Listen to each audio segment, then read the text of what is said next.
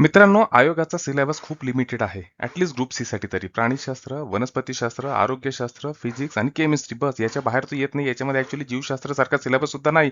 आणि याच्यामधला सगळ्यात महत्त्वाचा टॉपिक आहे आपला वनस्पतीशास्त्र. आणि त्याच्यामध्येच आज आपण पाहणार आहे क्लोरोफायसी म्हणजेच अल्गी या गटातला सगळ्यात महत्त्वाचा प्रकार ज्याच्यावर आयोग नेहमी प्रश्न विचारतो आणि तो आहे ग्रीन अल्गी म्हणजेच क्लोरोफायसी. हे एक डेमो लेक्चर आहे. ॲक्च्युअली माझी संपूर्ण जी सीरीज आहे विज्ञानाची ती माझ्या विज्ञानवाला ॲपवर आहे. 299चाच फक्त कोर्स आहे. त्याच्यामध्ये तुम्हाला लेक्चर भेटतात, खाली PDF नोट्स भेटतात वाचायला. त्याच्यानंतर रोज रात्री त्याच्यावर लेक्चर सुद्धा होतं त्याच टॉपिकवर आणि रोज रात्री त्याच टॉपिकवर टेस्ट सुद्धा अवेलेबल असतात 25 मार्काच्या, ज्या कम्प्लिटली PYQ बेस असतात. अभ्यास पूर्णपणे आणि परिपूर्णपणे करून घेतला जातो असं म्हणलं तरी चालेल. चला मग आता वेळ कशाला लावायचा, आपल्या टॉपिकला सुरुवात करू. मित्रांनो, आपण सुरुवात केलेलं आहे वनस्पतीच्या वर्गीकरणाला म्हणजेच प्लांट क्लासिफिकेशन या टॉपिकला. मागच्या लेक्चरमध्ये वनस्पतींच्या वर्गीकरणाचा ज्यांनी ज्यांनी प्रयत्न केला त्या सगळ्यांची आपण माहिती घेतलेली आणि आयोगाने त्याच्यावर कशा पद्धतीने PYQ विचारली आपण सगळं पाहिलेलं आहे. आणि आजचा आपला जो टॉपिक आहे, टॉपिकचं नाव आहे अल्गी. ऍक्च्युली तुम्हाला सांगू का, वनस्पतीचं वर्गीकरण म्हणजे प्लांट क्लासिफिकेशन काय आहे, तर हा उत्क्रांतीचा इतिहास आहे. पृथ्वीवर जन्माला आलेल्या एकदम साध्या सोप्या शरीर रचना असणाऱ्या अल्गीपासून तर आजच्या जे उन्नत शरीर रचना असणाऱ्या विकसित अशा वनस्पती ज्यांना आपण अँजिओस्पर्म म्हणतो, आवृत्तबीजी म्हणतो, ज्यांना फुलं येतात, पानं येतात, त्या सगळ्यांचा उत्क्रांतीचा इतिहास म्हणजेच वनस्पतींचं वर्गीकरण किंवा प्लांटचं क्लासिफिकेशन. मग या विकासाच्या टप्प्यातल्या सगळ्यात पहिल्या वनस्पती होत्या शैवाळ. अगदी साधी सोपी शरीर रचना, पाण्यामध्ये राहणाऱ्या, खरं मूळ खोड पान असं त्यांच्याकडे काहीच नव्हतं. ह्या वनस्पती प्रामुख्याने पाण्यातच राहायचे, म्हणजे शैवाळ कुठं राहायचं, अलगी कुठं राहायचं, पाण्यातच राहायचं. त्याच्यानंतर त्यातल्या काही शैवाल वर्गातल्या वनस्पती या जमिनीवर येऊन राहायला लागल्या. म्हणजे यांनी स्वतःचा थोडा विकास केला आणि जमिनीवर सुद्धा राहणं त्यांच्याकडून शक्य झालं. आणि मग याच्यातून जन्म झाला नवीन वनस्पती वर्गाचा, ज्याला आपण ब्रायोफाटा म्हणतो. आता ब्रायोफायटा वनस्पती ज्या होत्या, बरोबर आहे, यांनी परत स्वतःचा विकास केला आणि स्वतःमध्ये अन्न आणि पाणी वाहून नेण्यासाठी ज्याला आपण वस्क्युलर टिश्यू म्हणतो, वाहक उती म्हणतो, अशा वनस्पतीच्या रूपात जन्म घेतला आणि त्या वनस्पती रूपाला आपण टेरिडोफायटा म्हणून ओळखायला लागलो. मग टेरिडोफायटा वर्गातल्या वनस्पतींनी परत स्वतःचा विकास केला आणि जन्म झाला जिम्नोस्पर्मचा. जिम्नोस्पर्म मध्ये ज्या काही वनस्पती होत्या त्या आता काय आहे, तर स्वतःच्या स्वतः बिया तयार करायला लागल्या होत्या. पण एक अडचण होती की यांच्या बिया ज्या होत्या त्या फळाच्या आतमध्ये बंदिस्त नव्हत्या, नागड्या बिया होत्या यांच्या. मग परत या जिम्नोस्पर्मनी स्वतःला विकसित केलं आणि त्याच्यातून जन्म झाला आजच्या आवृत्तबीजी म्हणजे अँजिओस्पर्म सारख्या वनस्पतींच्या, ज्या वनस्पतींच्या वर्गामध्ये सगळ्यात उन्नत वनस्पती म्हणून ओळखल्या जातात. अगदी साधी शरीर रचना म्हणलं तर शैवाल किंवा अल्गी आणि अगदी उन्नत शरीर रचना म्हणलं तर अँजिओस्पर्म किंवा आवृत्तबीजी. आणि या आवृत्तबीजी वनस्पतींचं वैशिष्ट्य असं होतं की यांच्याकडे ज्या बिया होत्या या बिया त्यांच्या फळामध्ये तयार होत होत्या आणि यांना फळं आणि फुलं दोन्हीही येत होती. आहे की नाही? किती भारी आहे पहा बरं हा उत्क्रांतीचा इतिहास. चला मग या विकासाच्या टप्प्यातली सगळ्यात पहिली वनस्पती जी पाहायची, साधी सुधी वनस्पती आहे, तिचं नाव आहे अल्गी. अल्गी म्हणजे शैवाळ. हे पहा, हे जे दिसतंय ना भिंतीवर आलेलं, हे काय आहे? शैवाळ. लहानपणापासून आपण पाहतो अहो, पाऊस पडला की त्या भिंतीवर इकडे तिकडे सगळीकडे शैवाळ उगलेलं असतं आणि त्याच्यावरून पाय सटकले की बोंबलत आपण जोरात पडतो.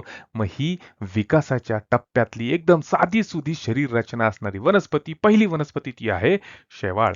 मग ही शैवाळ रचना, सगळ्यात महत्वाचं काय की या हिरव्यागार असतात, स्वतःचा अन्न स्वतः तयार करतात. का? कारण की याच्यामध्ये हरितद्रव्य असतं, म्हणजे यांच्यामध्ये क्लोरोफिल असतं. त्याच्यानंतर यांच्याकडे ना, खरं आपल्या दुसऱ्या ज्या वनस्पती पाहतो त्यांच्याकडे आपण पाहतो की मूळ आहे, खोड आहे, पान आहे. या बिचाऱ्यांकडं तसं काहीच नसतं. यांचं जे शरीर असतं हे पानाच्या आकाराचं असतं, ज्याला आपण थॅलॉइड म्हणून ओळखतो. त्याच्यानंतर हे स्वतःचं अन्न स्वतः तयार करणार आहे, म्हणजे या ऑटोट्रॉपिक आहे. यांचा आढळ जर म्हणलं तर खास करून करून जलीय, मग गोड पाणी असो किंवा खारं पाणी असो, रिक्वायरमेंट एवढीच आहे की ओलावा पाहिजे मातीमध्ये, जमिनीमध्ये कुठेही यायला बसले हे शैवाल. ठीक आहे. त्याच्यानंतर सहजीवन म्हणजे हे असोसिएशन पद्धतीने सुद्धा जीवन जगतात. फक्त स्वतःच अन्न स्वतः तयार करतात आणि स्वयंपूर्ण पद्धतीने नाही तर सहकार्याने सुद्धा जीवन जगत असतात. आणि ते कोणासोबत जगतात तर दगडफूल, ज्याला आपण लायकेन म्हणतो. आणि लायकेन म्हणजे काय आहे तर शैवाल आणि फंगाय, अल्गी आणि फंगाय यांची घट्ट मैत्री म्हणजेच काय लायकेन. ऑलरेडी आपण ते सगळं पाहिलेलं आहे, डिटेलमध्ये जाणार नाही. त्याच्यानंतर प्राण्यासोबत जर म्हणलं तर स्लॉथ, बियर याच्या अंगावर सुद्धा ह्या शैवाल वाढत असतात आणि सहजीवी पद्धतीने याच्यासोबत आपलं आयुष्य व्यतीत करत असतात. आता सगळी माहिती आपल्याला अल्गीबद्दल घ्यायची आहे. मग या अल्गीच्या म्हणजे शैवाळाच्या आकारावरून आणि स्वरूपावरून साधारणतः 3 प्रकार पडतात. काही अल्गी अशा आहे की ज्या वसाहती करून राहतात, कॉलोनियल राहतात, झुंड में चलते भाई ये. आणि याचं उदाहरण जर द्यायचं झालं तर वॉलवॉक्स. हे पहा, हे जे आहे पहिली इमेज, हे वॉलवॉक्सचं उदाहरण आहे. याच्यामध्ये काही शैवाळ, काही अल्गी तुम्हाला अशा सापडणार आहे की त्यांचं शरीर जे आहे ना हे धाग्या-धाग्यासारखं बनलेलं आहे. हे पहा, हे दुसरं उदाहरण जे आहे हे युलोथ्रिक्स. आणि अशा प्रकारच्या शैवाळांना अल्गीला काय म्हणलं जातं फिलामेंटस म्हणलं जातं. आणि तिसरं जे आहे शैवाळाचं उदाहरण, अल्गीचं उदाहरण, ते इतकं समुद्रातल्या अल्गी आहे आणि ते 4-4 5-5 किलोमीटर पर्यंत तुम्हाला दिसणार आहे. अतिप्रचंड असे वाढणारे शैवाळ समुद्रामध्ये आणि त्यांना म्हणलं जातं कॅल्प्स. आले की नाही कॉन्सेप्ट पक्का. मग आता सगळ्यात पहिल्यांदा काय करायचं माहिती आहे मित्रांनो, शैवाळ हा शब्द विसरायचा आणि अल्गी लक्षात ठेवायचा. मग या अल्गीमध्ये पुनरुत्पादन जे आहे, रिप्रोडक्शन जे आहे, हे 3 पद्धतीने होत असतं. सगळ्यात पहिलं शाकीय, ज्याला म्हणायचं व्हेजिटेटिव्ह. दुसरं आहे अलैंगिक, ज्याला म्हणायचं असेक्शुअल रिप्रोडक्शन. आणि तिसरं आहे लैंगिक, ज्याला म्हणायचं सेक्शुअल रिप्रोडक्शन. आता व्हेजिटेटिव्हमध्ये काय होतं, की जिवंत अल्गी जे असतात ना, ते काय करतात, स्वतःचे तुकडे करतात आणि नवीन तुकडे जे जन्माला येतात त्याच्यापासून परत नवीन अल्गी तयार होतात. यालाच म्हणलं जातं फ्रॅगमेंटेशन किंवा खंडीभवन. आणि या सगळ्याच प्रोसेसला म्हणलं जातं व्हेजिटेटिव्ह रिप्रोडक्शन. दुसरं जे आहे ते आहे असेक्शुअल रिप्रोडक्शन. आता या असेक्शुअल रिप्रोडक्शन जे असतं ना, हे स्पोर्स मार्फत म्हणजे बीजाणूंमार्फत होत असतं. आता सगळ्यात पहिल्यांदा लक्षात घेऊ स्पोर्स किंवा बीजाणू काय. लहानपणी आपण आहे ना गवतामध्ये खेळायचो, त्याच्यामध्ये आपल्याला असं एक फुल दिसायचं. हा, त्या फुलाचा स्वतःचाच उद्देश असायचा, हे टणटणीसारखं फुल दिसायचं. मग या फुलाचा स्वतःचाच उद्देश असा असायचा की मला कोणतरी फुंकर मारा. आपण ते घ्यायचो, त्याला फुंकर मारायचो.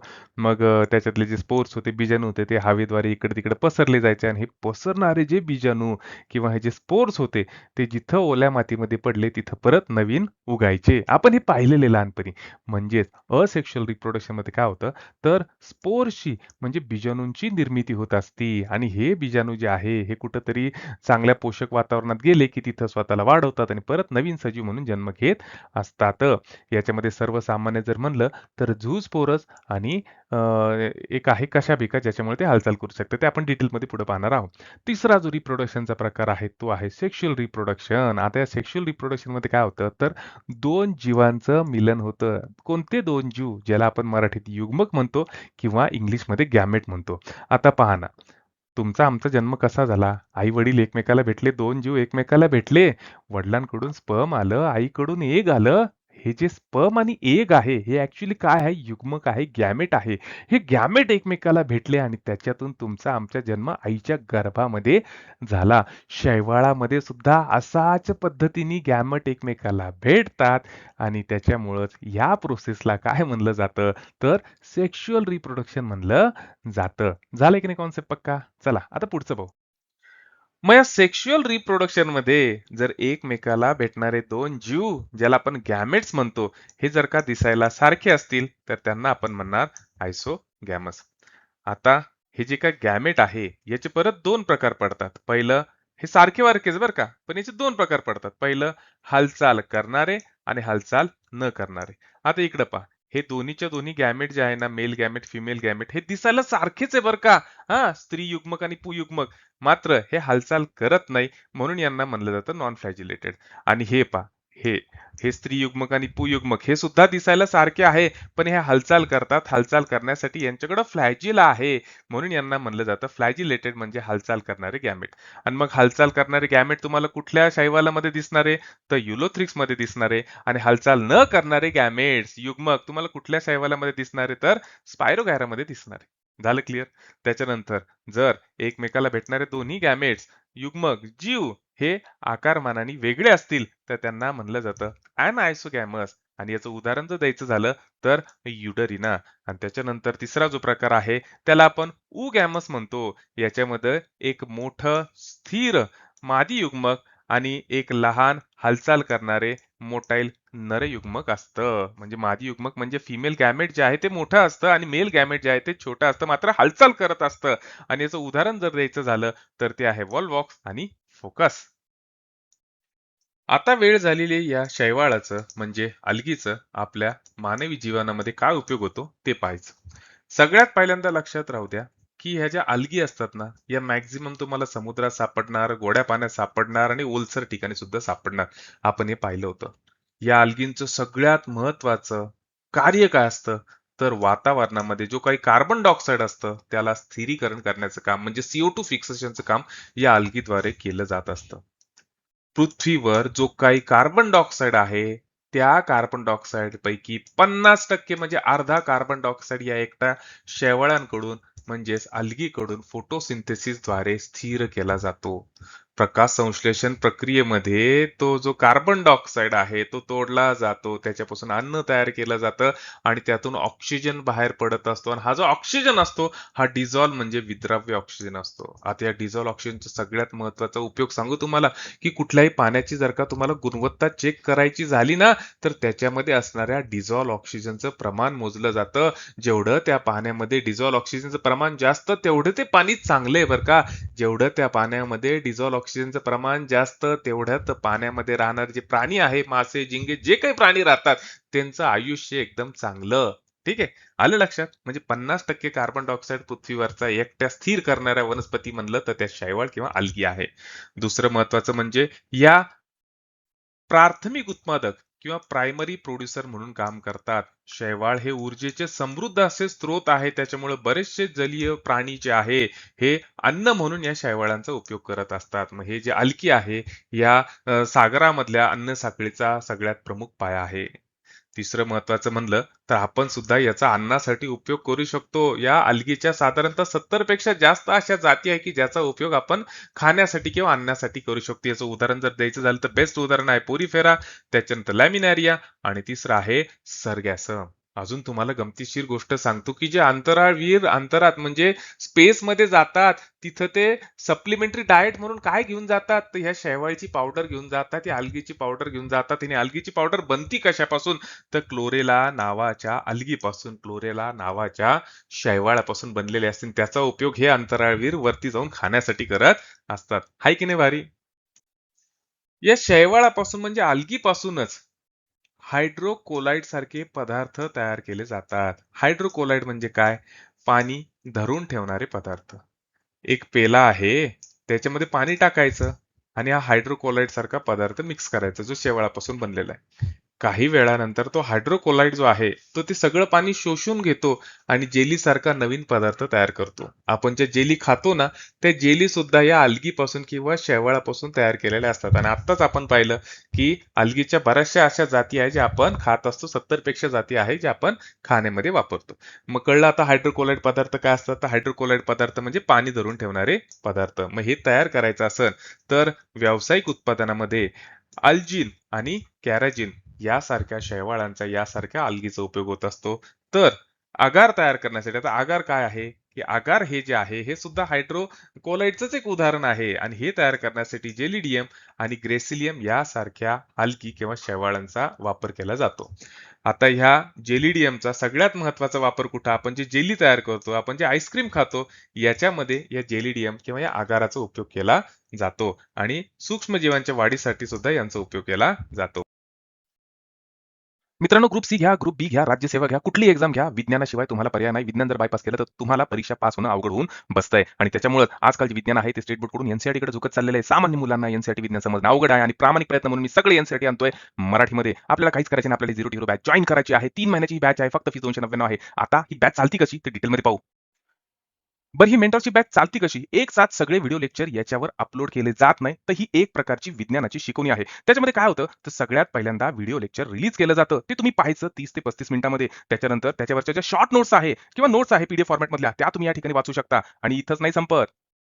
ॲपला व्हिडिओ लेक्चर टाकून माझी रिस्पॉन्सिबिलिटी संपत नाही, कारण मला माहिती आहे मुलं किती ते पाहतात आणि त्याच्यामुळे माझी रिस्पॉन्सिबिलिटी तुमच्याकडून ती करून घ्यायची आहे. म्हणून रोज रात्री 9:45 वाजल्यापासून 10:30 पर्यंत या विज्ञानाचा जो विषय आजचा जो टॉपिक आहे, तो परत एकदा माझ्याकडून शिकवला जातो.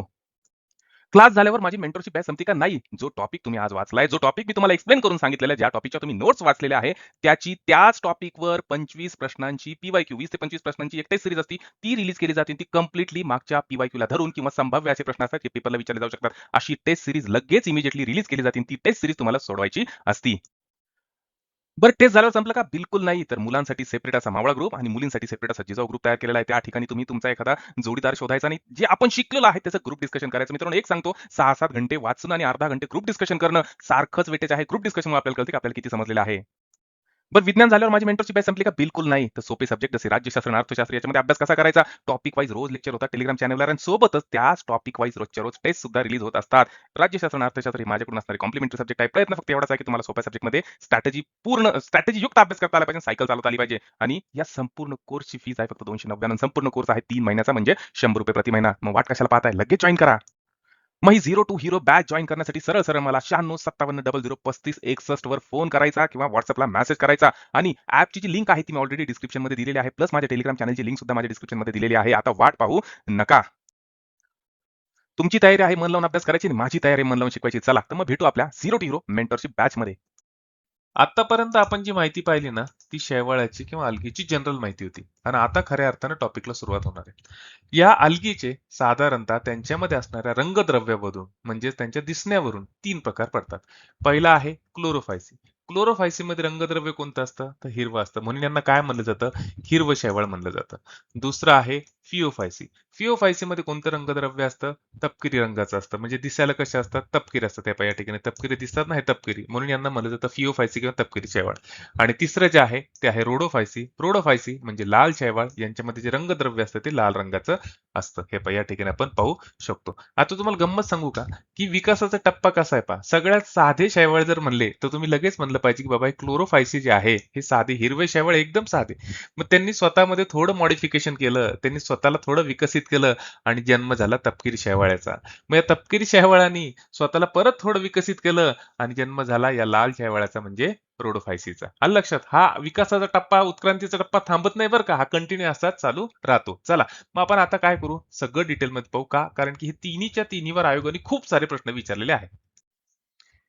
या शेवाळाचा पहिला प्रकार जर म्हणला तर तो आहे क्लोरोफायसी, ज्याला मराठीत म्हणलं जातं हरित शेवाळ किंवा हिरवं शेवाळ. आता या गटामध्ये जे काही शैवाल किंवा जे काही आल्गी येतात त्यांची शरीर रचना कशी असते? याच्यामध्ये जे काही शैवाल येणार, एक तर हे एक पेशीय म्हणजे युनिसेल्युलर असणार किंवा मग बहुपेशीय मल्टीसेल्युलर असणार. युनिसेल्युलर अल्गीचं उदाहरण द्यायचं झालं तर ते आहे क्लायमॅटोमोनास आणि मल्टीसेल्युलर अल्गीचं उदाहरण द्यायचं झालं तर ते आहे उल्वा. याच्यामध्ये तुम्हाला असे काही शैवाल, असे काही अल्गी सापडणार की जे वसाहती करून राहतात आणि यांचं उदाहरण द्यायचं झालं तर वॉलवॉक्स. हे पाय वॉलवॉक्स जे आहे ना याच्यामध्ये पाय शैवाल कसे वसाहती करून राहत आहे. याच्यामध्ये तुम्हाला असे काही शैवाल दिसतील की त्यांची शरीर रचना धागा धागासारखी आहे. हे पाय धागा धागासारखी आहे. या शरीर रचनेला म्हणलं जातं फिलामेंटस आणि असं फिलामेंटस शरीर रचना असणारे अल्गीचं उदाहरण द्यायचं झालं तर ते आहे युलोथ्रिक्स. आता ही जी अल्गी आहे ही हे शैवाल जे आहे हिरवं दिसतं. हिरवं दिसण्याचं कारण काय की त्यांच्यामध्ये क्लोरोफिल ए आणि क्लोरोफिल बी नावाचं रंगद्रव्य असतं आणि अगदी अशाच प्रकारचं रंगद्रव्य गवतामध्ये सुद्धा असतं. त्याच्यामुळे तर गवत हिरवं दिसतात. त्याच्यानंतर हे शैवाल जे काही अन्न तयार करतात ते तयार केलेलं अन्न साठवायसाठी या अल्गीमध्ये एक साठवणूक केंद्र असतं ज्याला म्हणलं जातं पायरेनॉइड. ठीक आहे. मग या पायरेनॉइड मध्ये पिष्टमय पदार्थ म्हणजे स्टार्च आणि प्रथिनं दोन्हीच्या दोन्ही साठवले जातात. काही शैवाल असे सुद्धा आहे की जे अन्नाचा साठा जो आहे ना हा तेलाच्या थेंबाच्या स्वरूपात म्हणजे ऑइल ड्रॉपच्या स्वरूपात, ऑइल ड्रॉपलेटच्या स्वरूपात करत असतात. झालं की नाही कॉन्सेप्ट पक्का? प्राण्यांचं वर्गीकरण आणि वनस्पतींचं वर्गीकरणावर आयोग 4 प्रश्न विचारणार म्हणजे विचारणार. आणि त्याच्यामुळे आयोग काय करतो आता? त्या प्रश्नांची काठिण्य पातळी वाढवतो. बऱ्याच वेळा तो एनसीईआरटीच्या बाहेर जाऊन सुद्धा प्रश्न विचारतो. मी आत्ताच डिस्क्लेमर देऊन टाकतो की मी एनसीईआरटी, लुसेंट आणि स्टेट बोर्ड सायन्स व्यतिरिक्त दुसरी पुस्तक रेफर करत नाही. आणि ऍडव्हान्स साठी मी ह्या सेक्शन साठी जे वाचतो ते पुस्तक आहे ट्रुमनचं बायोलॉजीचं पुस्तक, जे नीटला बरेचशी मुलं वापरत असतात, त्यांना ते माहित असतं. त्याच्यामध्ये हे छान छान कंटेंट भेटतं जिथं आयोग प्रश्न विचारतो. आता आपण काय पाहिलेलं आहे की क्लोरोफायसी जे आहे, हिरवं शैवाळ जे आहे, या हिरव्या शैवाळामध्ये जे रंगद्रव्य असतं, क्लोरोफिल जे असतं, ते ए आणि बी असतं, बरोबर आहे, आणि ज्याच्यामुळे हिरवा रंग येतो. आता हे जे हरित लवक आहे त्यांचे आकार सुद्धा वेगवेगळे असतात वेगवेगळ्या प्रकारच्या शैवाळामध्ये. तर तुम्हाला काहीच नाही करायचं, 2 मिनिटं व्हिडिओ पॉज करायचा आहे आणि हे डिटेलमध्ये पाहून घ्यायचं. आणि दुसरं महत्वाचं काय की बाबा ह्याच्या सगळ्या नोट्स ज्या आहे ना, पीडीएफ नोट्स आपल्या ऍप्लिकेशन मध्ये त्या लेक्चरच्या खाली लगेच तुम्हाला दिलेले आहेत, तिथं तुम्ही वाचू शकता. इथं आता पहा, कप आकाराचं हरित लवक आहे, ते कुठं सापडतं, कुठल्या अल्गीमध्ये सापडतं, तर क्लायमेटोमोनस. त्याच्यानंतर स्पायरोगॅरा नावाची जी अल्गी आहे, या स्पायरोगॅरामध्ये जे काही हरित लवक आहे त्याचा आकार कसा असतो, रिबिन किंवा सर्पिलाकार असतो. युलोथ्रिक्स नावाचं जे काही अल्गी आहे त्याच्यामध्ये जे हरित लवक आहे त्याचा आकार कसा असतो, कमरेच्या पट्ट्यासारखा असतो. 2 मिनिटं वाचून घ्या, कॉन्सेप्ट पक्का होऊन जाईल. आता पाहायचं यांच्यामधल्या पेशीभित्तिकेची रचना म्हणजे सेल वॉलची रचना. हे हरित शैवाल जे आहे, ज्याला आपण क्लोरोफायसी म्हणून ओळखतो, याच्यामध्ये पेशीभित्तिका जी असती कडक असते आणि ती 2 थरांनी बनलेली असते. आतला जो थर असतो तो सेल्युलोज पासून बनलेला असतो आणि बाहेरचा जो थर असतो तो पेक्टोज पासून बनलेला असतो. त्याच्यानंतर या शैवाळामध्ये जे प्रजनन आहे ते 3 पद्धतीने चालतं. पहिलं व्हेजिटेटिव्ह, दुसरं असेक्शुअल आणि तिसरं सेक्शुअल. आपण ऑलरेडी हे सगळं पाहिलेलं आहे, त्याच्यामुळे मी याच्या डिटेलमध्ये जाणार नाही. व्हेजिटेटिव्ह म्हणजेच काय, शैवाळ काय करतं, स्वतःच्या अंगाचे तुकडे पाडतं आणि त्याच्यातून नवीन शैवाळांना जन्म देतं. असेक्शुअल म्हणजे काय की बाबा जिथं कंडिशन पोषक नसेल अशा वातावरणात शैवाळ काय करतं, तर बीजाणू म्हणजे स्पोर्स तयार करतं. या शैवाळाच्या बीजाणूंना स्पोर्सला काय म्हणलं जातं, झू स्पोर्स म्हणलं जातं. आणि योग्य वातावरण आलं की ते स्पोर्स फुटतात आणि इकडे तिकडे हवेमध्ये पसरतात आणि जिकडं त्यांना योग्य वातावरण भेटेल तिथं जाऊन ते उगवतात. ठीक आहे. त्याच्यानंतर लैंगिक प्रजननामध्ये पाहिलं होतं, जसं माणसांमध्ये असतं त्यांच्यामध्ये सुद्धा असतं, गॅमेट्स फॉर्मेशन होतो, गॅमेट एकमेकाला भेटतं आणि त्याच्यामधून नवीन शैवालाची निर्मिती होती. आपण ऑलरेडी सगळं पाहिलेलं आहे, त्याच्यामुळे याच्यावर जास्त वेळ घालणार नाही. या क्लोरोफायसीचे म्हणजे हिरव्या शैवाळांची महत्वाची उदाहरणं ज्याच्यावर आयोग नेहमी प्रश्न विचारतो, त्याच्यात पहिलं आहे क्लायमेटोमोनस, त्याच्यानंतर युलोथ्रिक्स, त्याच्यानंतर कारा, स्पायरोगॅरा आणि वॉल्वॉक्स. घाबरू नका, याची ट्रिक मी देणार आहे, का कारण की आयोग याच्यावर नेहमी प्रश्न विचारतो. हा, पण एवढ्याच एक्झाम्पलवर मी थांबणार नाही. आयोग आहे ना ऍडव्हान्स मध्ये जाऊन एक्झाम्पल विचारतो आणि त्याच्यासाठी मी ऍडव्हान्स रेफरन्स बुक रेफर केलेले आणि त्याचे आता आपल्याला एक्झाम्पल पाहिजे. उदाहरणं पाहिली की आपल्याला काय माहिती का, ती लक्षात राहत नाही आणि म्हणून आपल्याला लागती सोपी ट्रिक. आणि ही ट्रिक आहे ना आपण स्वतः शोधून काढलेली बरं का. चला, ट्रिक काय, एकदम सोपी. काय ट्रिक आहे, तर ग्रीन स्पायरोगायरा युव्ही क्लायमेट मध्ये चारा खातो. किती सोपं आहे. ग्रीन, ग्रीन म्हणजे ग्रीन अल्गी, बरोबर आहे. ग्रीन म्हणजे ग्रीन अल्गी आणि स्पायरोगॅरा म्हणजे स्पायरोगॅरा. चला, दोन तर एकदम क्लिअर झालं. हा, ग्रीन अल्गी म्हणजे लक्षात ठेवायचं की ग्रीन अल्गी हिरवे शेवाळ, हिरव्या शेवाळचा गट कोणता, तर आता पुढचा स्पायरोगॅरा हा पहिला. युव्ही क्लायमेट मध्ये, आता युव्ही, युव्ही म्हणजे सर सूर्यप्रकाश ना, हा सूर्यप्रकाश, मग यू फॉर युलोथ्रिक्स आणि V for Volvox. Climate, climate म्हणजे हवामान, वातावरण, आणि क्लायमेट म्हणजे क्लायमिडोमोनास. झालं क्लिअर. आणि त्याच्यानंतर चारा, चारा म्हणजे चाराच आहे की नाही, चारा तो चारा आणि हा चारा म्हणजे ऍक्च्युली ही चारा जे शेवाळाचं उदाहरण सुद्धा आहे की नाही. सोपी ट्रिक पहा, परत आहे का. ग्रीन स्पायरोगॅरा युव्ही क्लायमेट मध्ये चारा खातो. ग्रीन म्हणजे ग्रीन अल्गी, स्पायरोगॅरा म्हणजे स्पायरोगॅराच. हा, यू म्हणजे युलोथ्रिक्स, व्ही म्हणजे वॉल्वॉक्स, त्याच्यानंतर क्लायमेटचं क्लाय फॉर क्लायमिडोमोनस आणि चारा फॉर चारा. चारा सुद्धा शेवाळचं उदाहरण आहे. कॉन्सेप्ट पक्का. चला, आतापर्यंत आपण जे काही पाहिलं ना, ते एनसीईआरटी मधले पाहिलं किंवा स्टेट बोर्ड लुसेंट मधले आपण टॉपिक कव्हर केलेले आहे. पण आता वेळ झालेली आहे एनसीईआरटीच्या बाहेर सुद्धा जायची. का, कारण की आयोग स्वतः सुद्धा एनसीईआरटीच्या बाहेर जातो आणि काही महत्वाचे रेफरन्स बुक रेफर करतो आणि तिथून प्रश्न विचारतो. चला, मग आता पाहू बाकीच्या रेफरन्स बुक मधला कंटेंट जो पेपरच्या दृष्टीने महत्वाचा आहे, म्हणजेच अदर दॅन एनसीईआरटी सेक्शन मध्ये. आता वेळ झालेली आहे क्लोरोफायसी म्हणजे हिरव्या शैवाळामध्ये असणारे इतर काही उदाहरणं जी एनसीईआरटी मध्ये नाही, ऍडव्हान्स रेफरन्स बुक मध्ये आहे, किंवा अशी माहिती जी एनसीईआरटी मध्ये नाही. सगळ्यात पहिलं पाहायचं क्लोरेला. क्लोरेला जे आहे हा एक पेशीय शैवाळाचा प्रकार आहे. दुसरं महत्वाचं म्हणजे याच्यामध्ये प्रथिनांचं प्रमाण जास्त असतं, त्याच्यामुळे अंतराळवीर जे आहे, ऍस्ट्रॉनॉट जे आहे, हे खाण्यासाठी याचा वापर करतात आणि याचे डब्बे घेऊन अंतराळामध्ये जात असतात. तिसरं महत्वाचं, यांच्यामध्ये क्लोरेलियन नावाचं अँटीबायोटिक्स असतं ज्याचा सुद्धा वापर केला जातो. त्याच्यानंतर दुसरं जे शैवाल आहे त्याला म्हणलं जातं एसिटाबुलारिया, ज्याला सर्वसामान्य नाव आहे छत्री शैवाल. हे पहा, हे आहे छत्री शैवाल. या छत्री शैवाळाचं वैशिष्ट्य काय माहिती का, की हे जगातलं सर्वात मोठं एकपेशीय सजीव मानलं जातं. ही छत्री जी आहे ना, ही एका पेशीपासूनच बनलेली आहे. ठीक आहे. आणि त्याच्यामुळेच प्रख्यात जीवशास्त्रज्ञ हॅमरलिंग यांनी केंद्रकाचे महत्व स्पष्ट करण्यासाठी याच शैवाळावर त्यांचे जगप्रसिद्ध असे प्रयोग केले होते. त्याच्यामुळे हे महत्वाचे आहे, जे NCERT मध्ये सापडत नाही. छत्री शैवाल म्हणजेच ऍसिटा बुलारिया, जगातली सगळ्यात मोठी एकपेशी. पुढचे काही महत्वाची उदाहरणं द्यायचे झालं तर त्यात आहे हायड्रोडिक्टॉन. आता हायड्रोडिक्टॉन म्हणजे पाण्याचं जाळं असणारं शैवाल. याची शरीर रचना पाण्यामध्ये अगदी जाळीसारखी दिसत असते. ऍक्च्युली हे जे असतं ना, हे एक वसाहती शैवाळाचा प्रकार आहे. हे एकमेकांसोबत अशा प्रकारे वसाहत करते की पाण्यामध्ये जसं काही जाळं विणून ठेवलेलं असं दिसतं. म्हणून यांना म्हणलं जातं पाण्याचं जाळं असणारं शैवाल. त्याचं उदाहरण आहे हायड्रोडिक्टॉन. त्याच्यानंतर दुसरं जे आहे ते आहे फ्रिट शिएला. आता फ्रिट शिएला जे आहे ना, हे जमिनीत आणि चिखलात राहणारं प्रगत असं हिरवं शैवाळ आहे. त्याच्यानंतर याची शरीर रचना जी आहे ना, ती हेट्रोट्रिक्स प्रकारची असते. हेट्रोट्रिक्स म्हणजे काय, की जमिनीला हे समांतर वाढतात. आणि असं मानलं जातं की आजकाल जी जमिनीवर जी उच्च वनस्पती दिसतात, या उच्च वनस्पतींची उत्क्रांती जी आहे ती ह्याच फ्रिट्शिएला नावाच्या शैवाळापासून झालेली आहे. कारण की आपल्याला माहिती, शैवाळ पहिल्यांदा कुठं राहायचं, पाण्यात राहायचं. पण फ्रिट्शिएला हे असं शैवाळ आहे की ज्याची जी शरीर रचना आहे, तिची जी मुळं आहे, हे जमिनीला समांतर वगैरे वाढतात आणि त्याच्यामुळे आजचे जे उन्नत वनस्पती आपल्याला दिसतात, त्यांची उत्क्रांती जी आहे ती या शैवाळापासून झाली असं मानलं जातं. त्याच्यानंतर पुढचं उदाहरण आहे सॅप्रोलेग्निया म्हणजेच क्लॅडोफेरा. आता क्लॅडोफेरा जे आहे, हे प्रामुख्याने गोड्या पाण्यात आढळणारे शैवाळ आहे आणि याच्याकडे खूप जास्त फांदे असतात, म्हणजे ब्रँच असणारे हे शैवाळ आहे. कॉन्सेप्ट पक्का. 2025 म्हणजे 4 जानेवारी 2026 ला जो पेपर झाला त्याच्यामध्ये आलेला प्रश्न आहे. आता तुम्ही म्हणता सर, तुम्ही तर आत्ताशी फक्त आम्हाला क्लोरोफायसी शिकवलंय, हिरवं शैवाळ शिकवलंय, याच्यात ब्रायोफायटा आलं, टेरिडोफायटा आलं, जिम्नोस्पर्म आलं, आणि यांच्या जोड्या कशा जुळवायच्या हो? जमणार का? कारण की इथं शैवाळाचं एक उदाहरण आहे आणि ते उदाहरण काय आहे, तर क्लायबोडोमोनास. आणि तेवढी एक जरी जोडी जुळली तरी तुमच्या लक्षात येऊन जाईल. पहा कसं काय. पहा इथं शैवाळ जे आहे, ते शैवाळाचं उदाहरण काय आहे, तर शैवाळाचं उदाहरण आहे क्लायमेडोमोनास. बरोबर आहे. मग हे काय आहे? अ चं जोडीदार कोण आहे? 4. म्हणजे इथं अ सोबत 4 पर्याय आहे, ते आपलं उत्तर आहे. आणि इथं पहा, अ सोबत फक्त एकाच ठिकाणी 4 पर्याय आहे. म्हणजेच काय, याचं उत्तर आहे पर्याय क्रमांक 3. कॉन्सेप्ट पक्का. आणि हे आपण परत प्रश्न पाहणार बरं का, टेरिडोफायटामध्ये, ब्रायोफायटामध्ये, जिम्नोस्पर्ममध्ये. कंबाईन ग्रुप बी पूर्व 2024 ला आलेला प्रश्न आहे. तुम्ही म्हणता ना, सर तुम्ही तर फक्त आता क्लोरोफायशी शिकवलं, हिरवं शैवाळ शिकवलं, आणि ते तांबडं शैवाळ आणि ते लाल शैवाळ कधी शिकवणार आहे?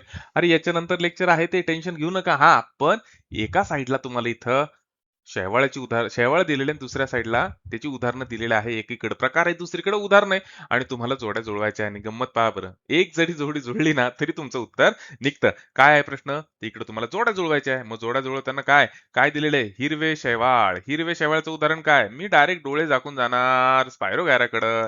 आता पाहणार उत्तर काय आहे? पर्याय क्रमांक 3. आता जिथं 3 दिलेलं असेल बरोबर, म्हणजे ते आपलं उत्तर असणार आहे. याचं उत्तर असणार आहे पर्याय क्रमांक 3. बाकीचं सगळं होणारच आहे पुढच्या लेक्चरमध्ये. चला, टॉपिक क्लिअर. पहा बरं, जमतो का प्रश्न? कंबाईन ग्रुप बी 2023 ला आलेला आहे पूर्वला. हा, आता गंमत सांगू तुम्हाला, हा प्रश्न तुम्हाला तसा अवघड वाटू शकतो की सर आता तर तुम्ही जे सांगितलं त्याच्यात आलंच नाही. अरे दादा, किंगडम मोनेरा ज्यांनी पाहिलं असं त्याच्या बरोबर लक्षात येणार आहे हा प्रश्न. किती सोपा आहे पहा बरं. त्याच्यावर माझी सिरीज आहे ना, मिस करायची नाही. लेक्चर व्यवस्थित पाहिजे, त्याच्या खालच्या पीडीएफचा व्यवस्थित डिटेलमध्ये अभ्यास करायचा. तुम्हाला तो अभ्यास कुठं ना कुठं नक्की कामाला येतो म्हणजे येतो. चला, मी तर प्रश्न काय आहे, तर प्रश्न आहे, नायट्रोजन स्थिर करण्यासाठी खालीलपैकी कोणते शैवाल जास्तीत जास्त उपयोगी आहे? 4 पर्याय दिलेला आहे. पहिला पर्याय आहे क्लोरोफायसी, दुसरा पर्याय आहे मिक्सोफायसी, तिसरा पर्याय आहे रोडोफायसी, आणि चौथा पर्याय आहे फिओफायसी. अहो, क्लोरोफायसी हिरवं शैवाळ, रोडोफायसी लाल शैवाळ, फिओफायसी तपकिरी शैवाळ. अहो, हे काहीही कुठल्याही प्रकारे नायट्रोजन स्थिरीकरणाचं काम करत नाही. तर काम करतं फक्त मिक्सोफायसी, आणि मिक्सोफायसी म्हणजे दुसरं तिसरं काहीच नाही. नीलहरित शैवाल, ब्ल्यू ग्रीन अल्गी, ज्याला सुरुवातीला अल्गी समजलं जायचं, पण ते अल्गी नाहीये. अहो, त्याच्या पेशी ज्या आहे त्याच्यामध्ये केंद्रक जे आहे ते दिसत नाही. म्हणजे प्रोकॅरियोटिक प्रकारच्या पेशी असणारा हा जो जीव आहे, हा किंगडम मोनेरा मध्ये मोडतो. ज्यावेळेस मी किंगडम मोनेरा शिकवलं तर त्यावेळेस ते तुम्हाला सांगितलेलं आहे. हाय की नाही? झाला ना तरी आता कॉन्सेप्ट पक्का. चला, आता पाहू पुढचा प्रश्न. चला पहा बरं जमतं का पुढचा प्रश्न. Combine group C 2024. बऱ्याच वेळा प्रश्न काही असे असतात ना जे एनसीईआरटी मध्ये सुद्धा सापडत नाही. ठीक आहे. मग हे तुम्हाला थोडे ऍडव्हान्स रेफरन्स बुक वाचावं लागतात किंवा टेन्शन घ्यायचं नाही. एखाद दुसरा अवघड असतोच. काय इथं प्रश्न काय दिलेला आहे, तो शैवाल वर्गीकरणामध्ये कीटोफेरॉल्स हा गट खालीलपैकी कोणत्या वर्गामध्ये मोडतो. तर कीटोफेरॉल्स हा जो गट आहे हा प्रामुख्याने क्लोरोफायटा या गटामध्ये मोडतो. आता आपल्याला पाहायचे पेपरला विचारले जातील असे काही महत्वाचे एमसीक्यूज. चला काय आहे, तर इथं प्रश्न दिलेला आहे की क्लोरोफायसी या सदस्यांमध्ये पायरॅनॉइड कुठं स्थित असतं. म्हणजे कुठं असतं पायरॅनॉइड, आत्ताच पाहिलं ना आपण, हरितलौकामध्ये असतं. आहे की नाही कॉन्सेप्ट पक्का. चला आता पाहू पुढचा प्रश्न. बऱ्याच वेळा आहे ना आयोग खूप लहान लहान गोष्टींमध्ये घुसतो आणि लहानसहान प्रश्नावर सुद्धा म्हणजे लहानसहान पॉईंटवर सुद्धा प्रश्न विचारतो आणि त्याच प्रकारचा प्रश्न आहे ऑलरेडी आपण आता पाहिलाय. प्रश्न काय आहे, तर खालीलपैकी कोणत्या शैवालामध्ये सर्पिलाकार किंवा रिबीनच्या आकाराचे हरितलौक असतात. हरितलौक म्हणजे क्लोरोप्लास्ट असतात. आणि याचं उत्तर आहे पर्याय क्रमांक 3 स्पायरोगारा. मगाशीच पाहिलं होतं आपण. एमपीएससीच्या कंबाईन एक्झामला ऑलरेडी आलेला हा प्रश्न आहे. प्रश्न काय आहे, तर हरित शैवालामध्ये खालील विधानांचा विचार करा आणि योग्य विधान सांगायचे. कोणतं विधान बरोबर आहे आपल्याला ते सांगायचंय. मग इथं पहिलं विधान काय आहे, की हरित शैवाल म्हणजे क्लोरोफायसी. क्लोरोफायसीमध्ये बाहेरील सेल वॉल पेशीभित्तिका पेक्टोजची आणि आतली सेल वॉल ही सेल्युलोजची बनलेली असते. आणि दुसरं जे आहे विधान आहे ते आहे त्याच्यात क्लोरोफिल ए आणि सी ही दोन मुख्य रंगद्रव्य असतात. याच्यातलं फक्त पर्याय नंबर एकच बरोबर आहे. पर्याय नंबर 2 चुकीचा आहे. का? कारण की आपल्याला माहिती आहे क्लोरोफायसी, हिरवं शैवाल यांच्यामध्ये कुठलं हरितद्रव्य असतं, तर क्लोरोफिल ए आणि क्लोरोफिल बी. पहा, सोपा प्रश्न आहे ना. आता इतक्यात आपण पाहिलेलं आहे उत्तर तुम्हाला माहिती आहे. प्रश्न काय आहे, तर अवकाश संशोधनात अंतराळवीरांद्वारे अन्नाचा स्रोत म्हणून वापरले जाणारे एकपेशीय हरित शैवाल कोणतं? डोळे झाकून उत्तर आहे क्लोरेला. कॉन्सेप्ट पक्का. एमपीसी कंबाईनलाच हा प्रश्न विचारलेला आहे आणि तुम्हीच मला सांगा, आता इतक्या सोपी ट्रिक पाहिली ना आपण, काय पाहिली? अहो ग्रीन स्पायरोगायरा युव्ही क्लायमेट मध्ये चारा खातो. ही सोपी ट्रिक लक्षात ठेवायची. बाकी तुम्हाला हा ग्रीन अल्गी जे आहे याच्यातली सगळी उदाहरणं लक्षात राहणार आहे. मग सांगा बरं, ग्रीन स्पायरोगायरा युव्ही क्लायमेट मध्ये चारा खातो याच्यावरून काय उत्तर काय असणार आहे? त्याचं उत्तर आहे पर्याय क्रमांक 3 युलोथ्रिक्स, स्पायरोगायरा, क्लायमेटोमनस आणि वॉल्वॉक्स. एमपीएससी राज्यसेवेला आलेला प्रश्न आहे. प्रश्न पहा काय भारी, की वनस्पती सृष्टीच्या उत्क्रांतीमध्ये जमिनीवरील उच्च वनस्पतींचे थेट पूर्वज खालीलपैकी कोणाला मानले जाते. मी इंट्रोडक्शन मध्येच तुम्हाला सांगितलं होतं हा उत्क्रांतीचा इतिहास आहे भाऊ. साधे सिंपल वनस्पती म्हणलं तर शेवाळ आणि त्यांच्यापासून उत्क्रांती होत होत आजच्या ज्या एकदम उन्नत अँजिओस्पर्म आहेत त्या तयार झालेला आहे. म्हणजे याचं उत्तर काय असणार आहे? हिरवं शैवाल ना. हिरवं शैवाळने स्वतःला थोडं मॉडीफाय केलं की तो तपकिरी शैवाल ब्राऊन शैवाळ मध्ये गेलेला आहे. आणि ब्राऊन वाल्याने स्वतःला थोडं मॉडीफाय केलं मग तो लाल शैवाळ मध्ये गेलेला आहे. पण ऍक्च्युली पूर्वज कोण येणार, तर हिरवा शैवाळ येणार. कॉन्सेप्ट पक्का. चला इथं आपला शैवाळाचा अल्गीचा पहिला प्रकार संपला क्लोरोफायसी. आणि आता आपल्याला दुसरा प्रकार जो पाहायचा आहे तो पुढच्या व्हिडिओमध्ये पाहायचा आहे फिओफायसी म्हणजेच तपकिरी शैवाळ ब्राऊन अल्गी. तर चला तोपर्यंत या व्हिडिओचा नीट अभ्यास करा. पीडीएफ कॉपी ऑलरेडी दिलेली आहे त्याचा अभ्यास करा आणि त्याच्यानंतर मन लावून अभ्यास करा. बेस्ट ऑफ लक. आपण भेटू आपल्या या पुढच्या लेक्चरमध्ये आणि त्या लेक्चर असणार ते फिओफायसी असणार, ते पण नक्की पाहायचं. 30-30 मिनिटाचे लेक्चर मुद्दामून टाकतोय भाऊ. पूर्ण अभ्यास एका झटक्यात होत नाही. 3-4 घंट्याचा व्हिडिओ एकसा समजणार नाही. तर तुम्हाला रोज थोडा थोडा 30-30 मिनिटाचा व्हिडिओ पाहायचा. तुकडा तुकड्यात अभ्यास करायचा आपल्याला विज्ञानाचा. मित्रांनो, ग्रुप सी घ्या, ग्रुप बी घ्या, राज्यसेवा घ्या, कुठली एक्झाम घ्या, विज्ञानाशिवाय तुम्हाला पर्याय नाही. विज्ञान जर बायपास केलं तर तुम्हाला परीक्षा पास होणं अवघड होऊन बसतंय. आणि त्याच्यामुळे आजकाल जे विज्ञान आहे ते स्टेट बोर्ड कडून एनसीईआरटी कडे झुकत चाललेलं आहे. सामान्य मुलांना एनसीईआरटी विज्ञान समजणं अवघड आहे आणि प्रामाणिक प्रयत्न म्हणून मी सगळे एनसीईआरटी आणतोय मराठीमध्ये. आपल्याला काहीच करायचं नाही. आपल्याला 0 to 0 बॅच जॉईन करायची आहे. 3 महिन्याची बॅच आहे. फक्त फी 299 आहे. आता ही बॅच चालती कशी ते डिटेलमध्ये पाहू. बरं, ही मेंटरशिप बॅच चालती कशी? एक साथ सगळे व्हिडिओ लेक्चर याच्यावर अपलोड केले जात नाही. तर ही एक प्रकारची विज्ञानाची शिकवणी आहे. त्याच्यामध्ये काय होतं, तर सगळ्यात पहिल्यांदा व्हिडिओ लेक्चर रिलीज केलं जातं. ते तुम्ही पाहायचं 30 ते 35 मिनिटांमध्ये. त्याच्यानंतर त्याच्यावरच्या ज्या शॉर्ट नोट्स आहे किंवा नोट्स आहे पीडीएफ फॉर्मॅटमधल्या त्या तुम्ही या ठिकाणी वाचू शकता. आणि इथंच नाही संपत. ॲपला व्हिडिओ लेक्चर टाकून माझी रिस्पॉन्सिबिलिटी संपत नाही, कारण मला माहिती आहे मुलं किती ते पाहतात आणि त्याच्यामुळे माझी रिस्पॉन्सिबिलिटी तुमच्याकडून ती करून घ्यायची आहे. म्हणून रोज रात्री 9:45 वाजल्यापासून 10:30 पर्यंत या विज्ञानाचा जो विषय आजचा जो टॉपिक आहे तो परत एकदा माझ्याकडून शिकवला जातो. क्लास झाल्यावर माझी मेंटरशिप बॅच संपते का? नाही. जो टॉपिक तुम्ही आज वाचलाय, जो टॉपिक मी तुम्हाला एक्सप्लेन करून सांगितलेला आहे, ज्या टॉपिकच्या तुम्ही नोट्स वाचलेल्या आहे, त्याच टॉपिकवर 25 प्रश्नांची पी-वाय-क्यू 20 ते 25 प्रश्नांची एक टेस्ट सीरीज असते. ती रिलीज केली जाते. ती कंप्लीटली मागच्या पी-वाय-क्यूला धरून किंवा संभाव्य असे प्रश्न असतात जे पेपरला विचारले जाऊ शकतात. अशी टेस्ट सीरीज लगेच इमिडिएटली रिलीज केली जाते. ती टेस्ट सीरीज तुम्हाला सोडवायची असती. बरं टेस्ट झाल्यावर संपलं का? बिलकुल नाही. तर मुलांसाठी सेपरेट असा मावळा ग्रुप आणि मुलींसाठी सेपरेट असा जिजाऊ ग्रुप तयार केलेला आहे. त्या ठिकाणी तुम्ही तुमचा एखादा जोडीदार शोधायचा आणि जे आपण शिकलेलो आहे त्याचं ग्रुप डिस्कशन करायचं. मित्रांनो एक सांगतो 6-7 घंटे वाचून आणि अर्धा घंटे ग्रुप डिस्कशन करणं सारखंच वेटेज आहे. ग्रुप डिस्कशनमुळे आपल्याला कळते की आपल्याला किती समजलेलं आहे. बरं विज्ञान झाल्यावर माझी मेंटरशिप बॅच संपली का? बिलकुल नाही. तर सोपे सब्जेक्ट जसे राज्यशास्त्र आणि अर्थशास्त्र याच्यामध्ये अभ्यास कसा करायचा? टॉपिक वाईज रोज लेक्चर होतात टेलिग्राम चॅनलवर आणि सोबतच त्याच टॉपिक वाईज रोजच्या रोज टेस्ट सुद्धा रिलीज होत असतात. राज्यशास्त्र आणि अर्थशास्त्र हे माझ्याकडून असणारे कॉम्प्लिमेंटरी सब्जेक्ट आहे. प्रयत्न फक्त एवढाच आहे की तुम्हाला सोप्या सब्जेक्टमध्ये स्ट्रॅटेजी युक्त अभ्यास करता आला पाहिजे, सायकल चालवता आली पाहिजे आणि या संपूर्ण कोर्सची फीस आहे फक्त 299. संपूर्ण कोर्स आहे 3 महिन्याचा म्हणजे ₹100 प्रति महिना. मग वाट कशाला पाहताय? लगेच जॉइन करा. मग ही zero to hero batch join करण्यासाठी सरळ सरळ मला 9657003561 वर फोन करायचा किंवा व्हॉट्सअपला मेसेज करायचा आणि ऍपची जी लिंक आहे ती मी ऑलरेडी डिस्क्रिप्शन मध्ये दिलेली आहे. प्लस माझ्या टेलिग्राम चॅनलची लिंक सुद्धा माझ्या डिस्क्रिप्शन मध्ये दिलेली आहे. आता वाट पाहू नका. तुमची तयारी आहे मन लावून अभ्यास करायची आणि माझी तयारी आहे मन लावून शिकवायची. चला तर मग भेटू आपल्या zero to hero mentorship batch मध्ये.